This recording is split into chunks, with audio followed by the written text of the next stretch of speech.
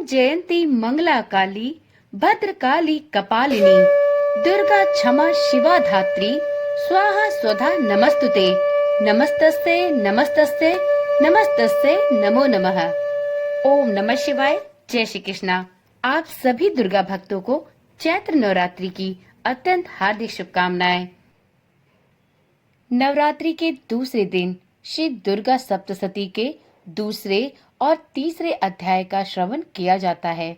तो अब प्रारंभ करते हैं श्री दुर्गा सप्तशती का द्वितीय अध्याय।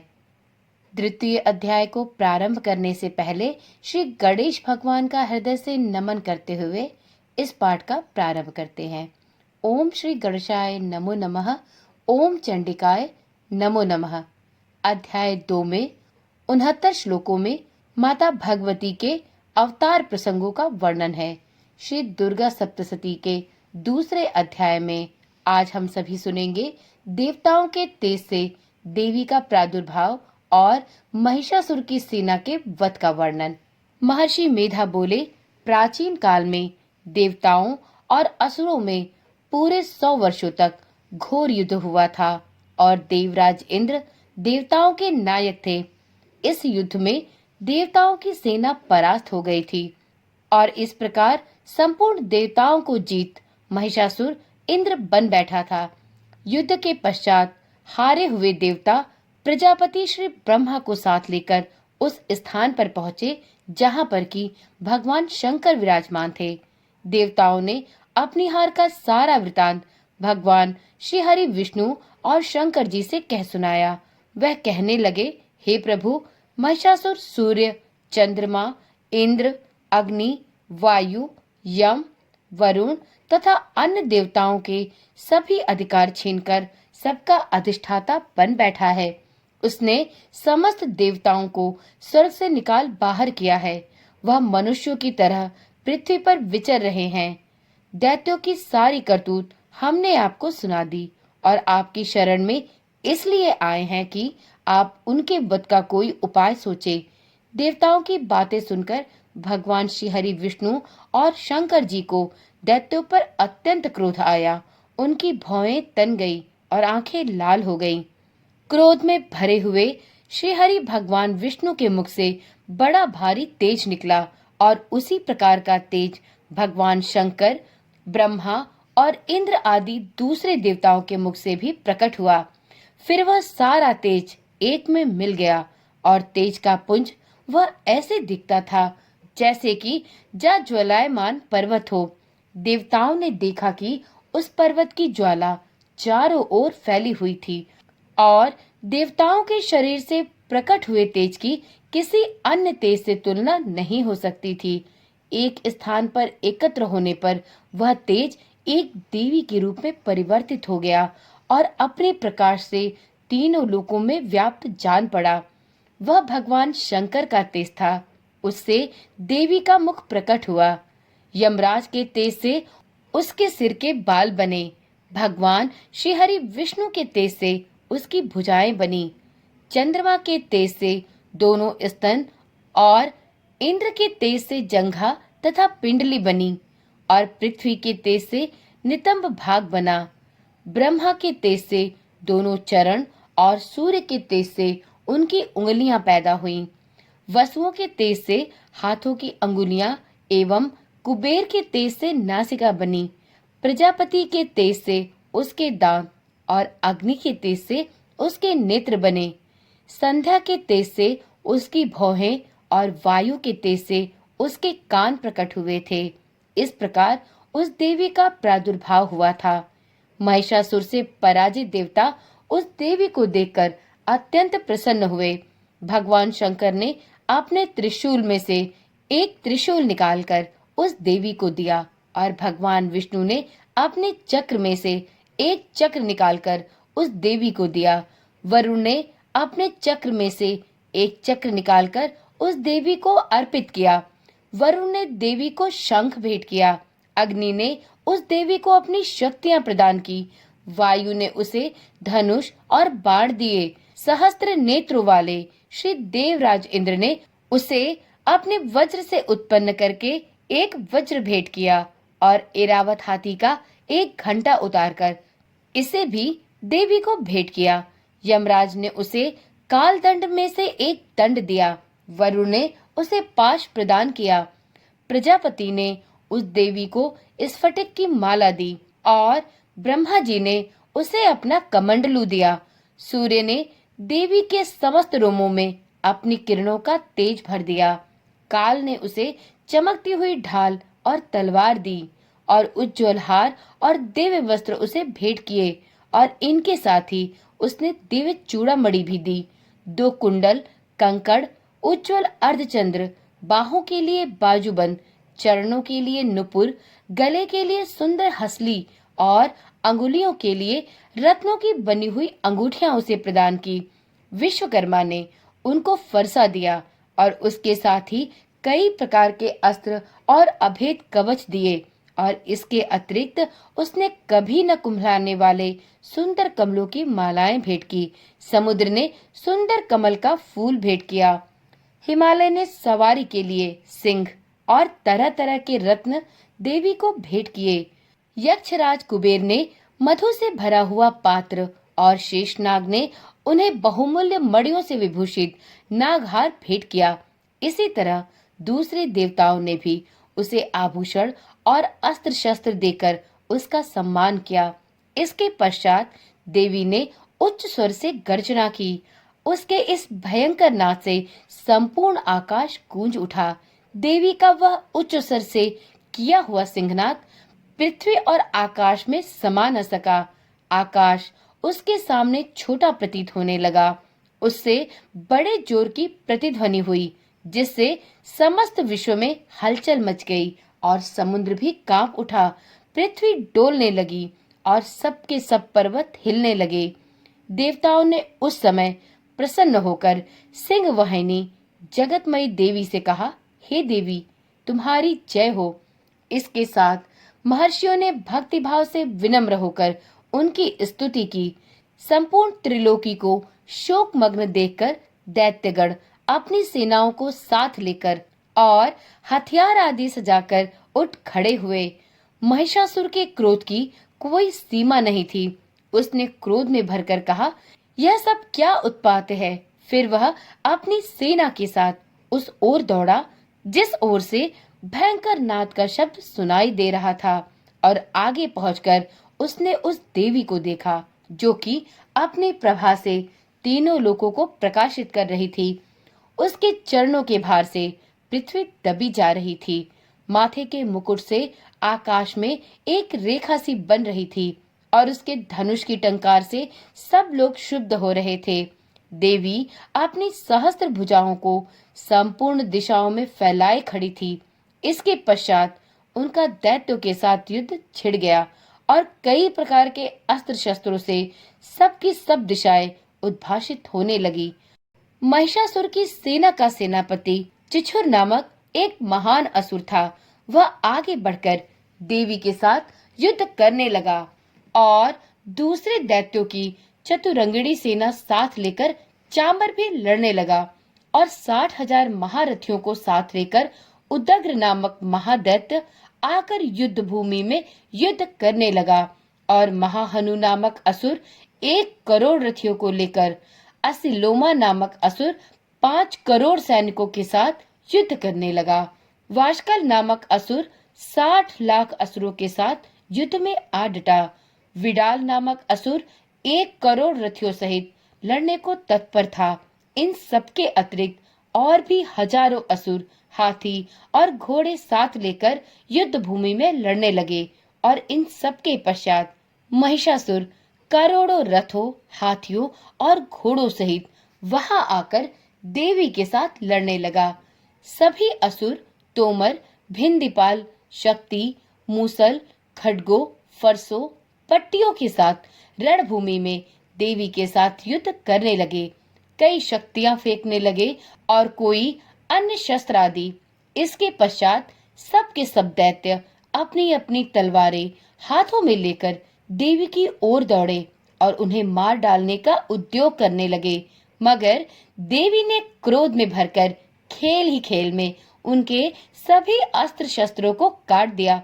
इसके पश्चात ऋषियों और देवताओं ने देवी की स्तुति आरंभ कर दी और वह प्रसन्न होकर असुरों के शरीर पर अस्त्र शस्त्रों की वर्षा करती रही। देवी का वाहन भी क्रोध में भरकर दैत्य सेना में इस प्रकार विचरने लगा जैसे कि वन में दावानल फैल रहा हो। युद्ध करती हुई देवी ने क्रोध में भर जितने श्वासों को छोड़ा वह तुरंत ही सैकड़ों और हजारों गढ़ों के रूप में परिवर्तित हो गए। फरसे, भिंदीपाल, खड्ग तथा पट्टिश इत्यादि अस्त्र शस्त्रों के साथ दैत्यों से युद्ध करने लगे। देवी की शक्ति से बढ़े हुए वह गढ़ दैत्यों का नाश करते हुए ढोल, शंख एवं मृदंग आदि बजा रहे थे। तदंतर देवी ने त्रिशूल, गदा, शक्ति और खड्ग इत्यादि से सहस्त्रों असुरों को मार डाला। कितनों को घंटे की भयंकर आवाज से ही यमलोक के द्वार पहुंचा दिया।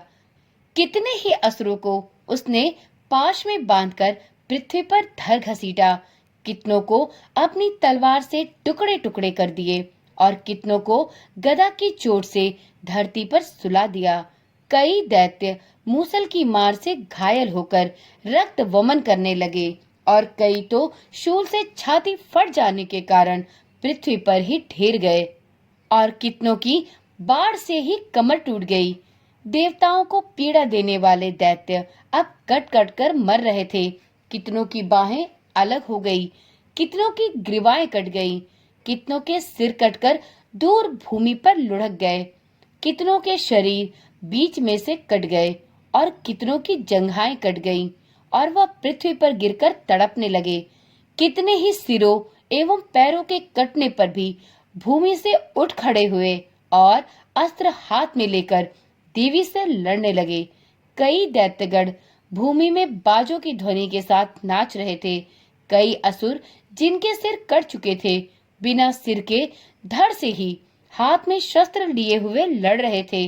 दैत्य रह रहकर ठहरो ठहरो कहते हुए देवी को युद्ध के लिए ललकार रहे थे।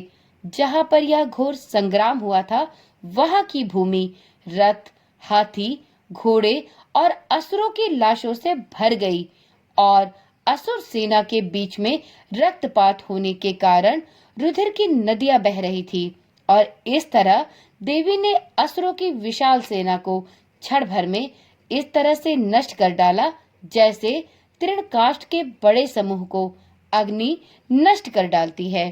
और देवी का सिंह भी गर्दन के बालों को हिलाता हुआ और बहुत ही विकराल शब्द करता हुआ असुरों के शरीरों से मानो उनके प्राणों को ढूंढ रहा था।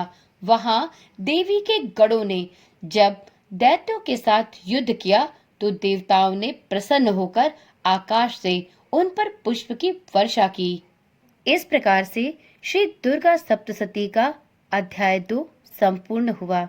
तो एक बार प्रेम से बोलिए, माँ रणचंडिका की जय हो, माँ भगवती भवानी की जय हो। तो चलिए वीडियो में आगे बढ़ते हुए अब सुनते हैं नवरात्र के दूसरे दिन सुने जाने वाले श्री दुर्गा सप्तशती के तीसरे अध्याय को। अध्याय 3 में 44 श्लोकों में देवी द्वारा चिछुर और चामर सहित महिषासुर राक्षस के वध का वर्णन किया गया है।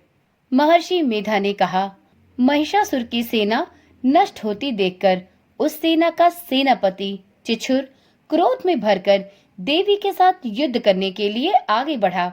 वह देवी पर इस प्रकार से बाणों की वर्षा करने लगा मानो सुमेरु पर्वत पानी की धार बरसा रहा हो। इस प्रकार देवी ने अपने बाणों से उसके बाणों को काट डाला तथा उसके घोड़ों एवं सारथी को भी मार गिराया। साथ ही उसके धनुष और उसकी अत्यंत ऊंची ध्वजा को भी काटकर नीचे गिरा दिया। उसका धनुष कट जाने के पश्चात उसके शरीर के अंगों को भी अपने प्राणों से बीन दिया। धनुष, घोड़ों और सारथी के नष्ट हो जाने पर वह असुर ढाल और तलवार लेकर देवी की तरफ दौड़ा। उसने अपनी तीक्ष्ण धार वाली तलवार से देवी के सिंह के मस्तक पर प्रहार किया और बड़े वेग से देवी की बाईं भुजा पर वार किया, किंतु देवी की बाईं भुजा को छूते ही उस दैत्य की तलवार टूटकर 2 टुकड़ों में विभक्त हो गई। इससे दैत्य ने क्रोध में भरकर अब शूल हाथ में ले लिया और उसे भद्रकाली देवी की ओर फेंका। देवी की ओर आता हुआ वह शूल आकाश से गिरते हुए सूर्य के समान प्रज्वलित हो उठा। उस शूल को अपनी ओर आते हुए देखकर देवी ने भी शूल छोड़ा और महाअसुर के शूल के 100 टुकड़े कर दिए। साथ ही महाअसुर के प्राण भी हर लिए। चिछुर के मरने पर देवताओं को दुख देने वाला चामर नामक दैत्य अब हाथी पर सवार होकर देवी से लड़ने के लिए उद्यत हुआ।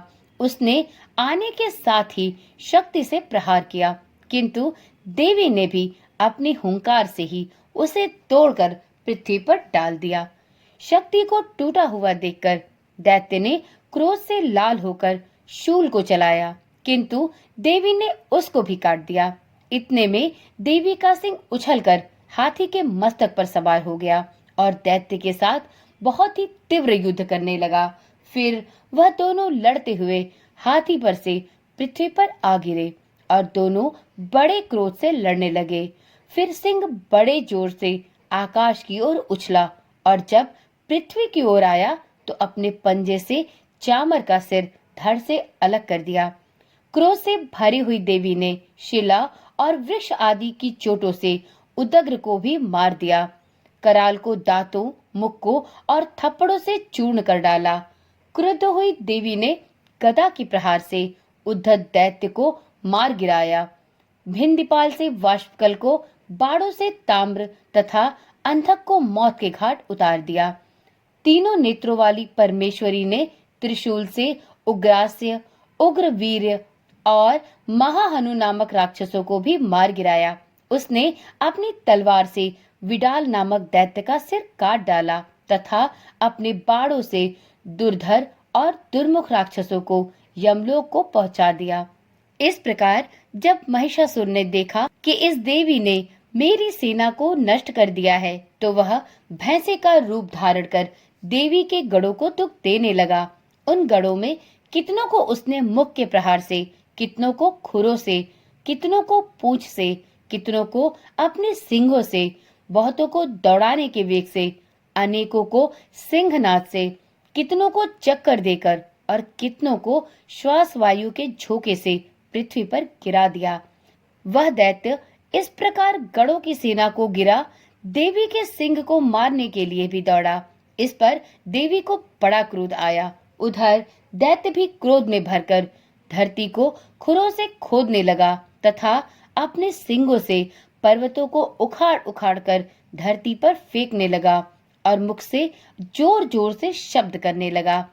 महिषासुर के वेग से चक्कर देने के कारण पृथ्वी क्षुब्ध होकर फटने लगी। उसकी पूंछ से टकराकर समुद्र चारों ओर फैलने लगा। हिलते हुए सिंगों के आघात से मेघ खंड खंड हो गए और श्वास से आकाश में उड़ते हुए पर्वत फटने लगे। इस तरह क्रोध में भरे हुए राक्षस को देख चंडिका को भी क्रोध आ गया और वह उसे मारने के लिए अब क्रोध में भर गई। देवी ने पाश फेंककर दैत्य को बांध लिया और उसने बंध जाने पर दैत्य का रूप त्याग दिया और सिंह का रूप धारण किया। और ज्यों ही देवी उसका सिर काटने के लिए तत्पर हुई कि उसने पुरुष का रूप धारण कर लिया, जो कि हाथ में तलवार लिए हुए था। देवी ने तुरंत ही अपने बाड़ों के साथ उस पुरुष को उसकी तलवार और ढाल सहित बींध डाला।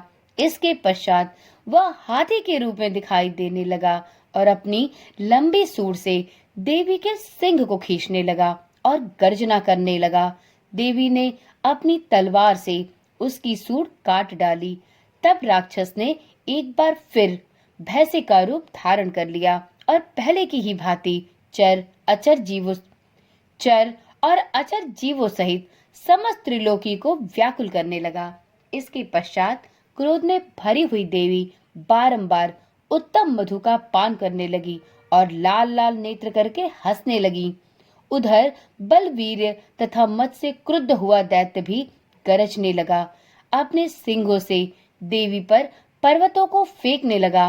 देवी अपने बाड़ों से उसके फेंके हुए पर्वतों को चूर्ण करती हुई बोली ओ मूढ़, जब तक मैं मधुपान कर रही हूँ तब तक तू गरज ले, और इसके पश्चात मेरे हाथों तेरी मृत्यु हो जाने पर देवता गरजेंगे। महर्षि मेधा ने कहा। यूं कहकर देवी उछलकर उस दैत्य पर जा चढ़ी और उसको अपने पैरों से दबाकर शूल से उसके गले पर आघात किया। देवी के पैर से दबने पर भी दैत्य अपने दूसरे रूप से अपने मुख से बाहर होने लगा। अभी वह आधा ही बाहर निकला था कि देवी ने अपने प्रभाव से उसे रोक दिया। जब वह आधा निकला हुआ ही दैत्य युद्ध करने लगा तो देवी ने अपनी तलवार से उसका सिर काट दिया। इसके पश्चात सारी राक्षस सेना हाहाकार करती हुई वहां से भाग खड़ी हुई और सभी देवता अत्यंत प्रसन्न हुए तथा ऋषियों और महर्षियों सहित देवी की स्तुति करने लगे। गंधर्वराज गान करने लगे और अप्सराएं नृत्य करने लगी। तो इस प्रकार से श्री दुर्गा सप्तशती का तृतीय अध्याय संपूर्ण हुआ। तो एक बार प्रेम से बोलिए, माँ रणचंडिका की जय हो, माँ भगवती दुर्गा की जय हो।